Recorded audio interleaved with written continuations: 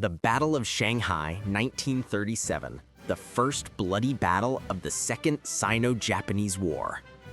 Hello everyone, welcome back to the Military History Channel. In this episode, we'll explore one of the most brutal and decisive battles in early 20th century Asia, the Battle of Shanghai in 1937. This battle was not just about the capture of a major city. It marked a turning point, escalating a local incident into a total war between China and Japan. Let's dive into the background, the battle phase by phase, and the devastating consequences that shaped the course of history in Asia and the world. Background: from small incident to total war. The roots of the conflict between China and Japan stretched back long before 1937. Since the First Sino-Japanese War, 1894 to 1895, Japan had defeated China and annexed Taiwan, asserting itself as a modern military power in East Asia. Tensions grew in 1931 when Japan seized Manchuria and established the puppet state of Manchukuo. Chiang Kai-shek's nationalist government tried to resist, but China's military was still underdeveloped compared to Japan's modernized forces. The spark for full-scale war came on July 7, 1937, near Beijing with the Marco Polo Bridge incident. What began as a minor skirmish quickly escalated into open war. After the incident, Japan moved to dominate northern China. Meanwhile, Chiang Kai-shek made a bold decision to fight back fiercely in Shanghai, the beating economic heart of China. Why Shanghai? Shanghai in the 1930s was the largest port city in Asia, a hub of international trade and a symbol of China's modernity. The city also contained foreign concessions controlled by Britain, the US, and France, which meant any battle there would attract global attention. Chiang Kai-shek hoped that by staging a dramatic resistance in Shanghai, the world would take notice of China's struggle. Perhaps Western powers might even lend support. But this decision carried risks. Shanghai's geography, flat terrain, and navigable rivers favored Japanese amphibious operations. The Imperial Japanese Navy was far stronger than China's forces, and Japan possessed superior aircraft and heavy weapons.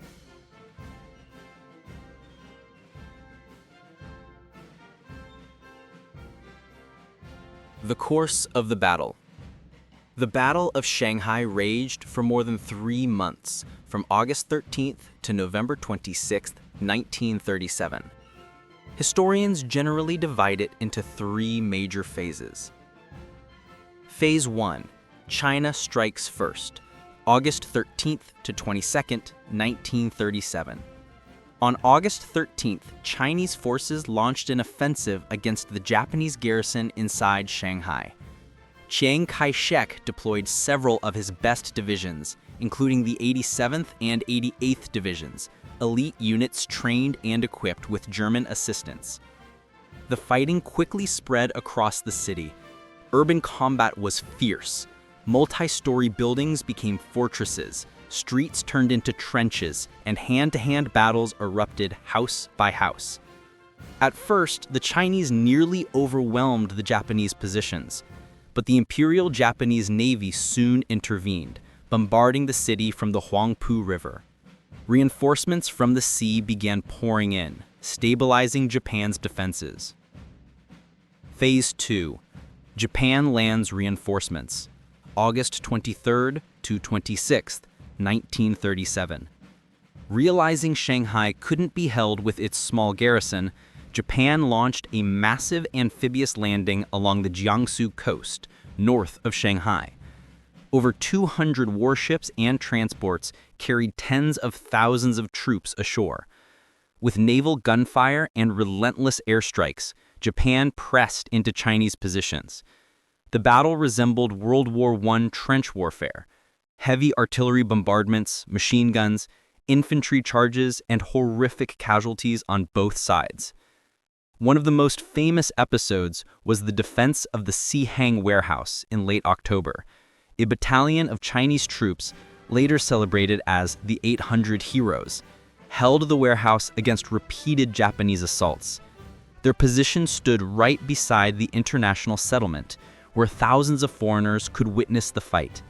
This became a powerful symbol of Chinese defiance and a boost to morale. Phase 3. Encirclement and collapse.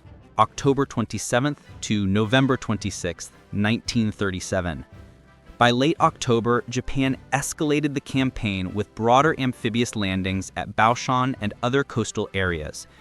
This allowed them to outflank Shanghai from the north and west.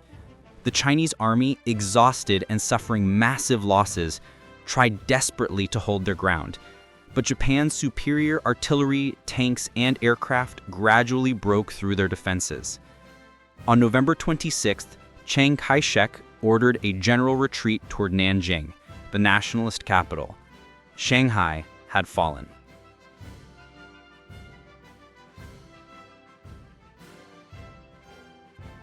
Casualties and human cost. The Battle of Shanghai ranks among the bloodiest battles fought before World War II.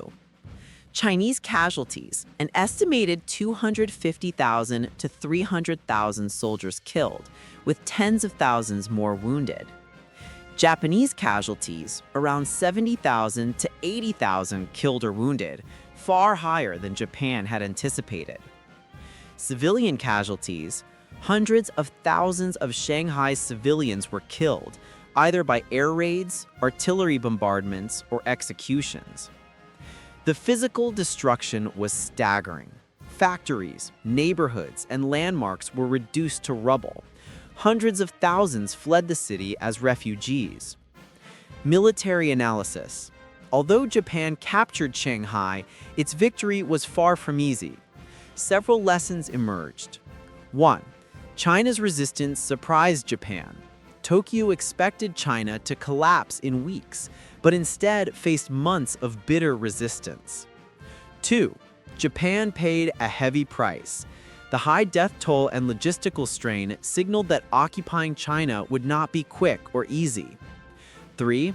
China lost its elite units. Many of Chiang Kai-shek's best-trained divisions were destroyed, weakening China's ability to defend its capital at Nanjing. 4. The world was watching.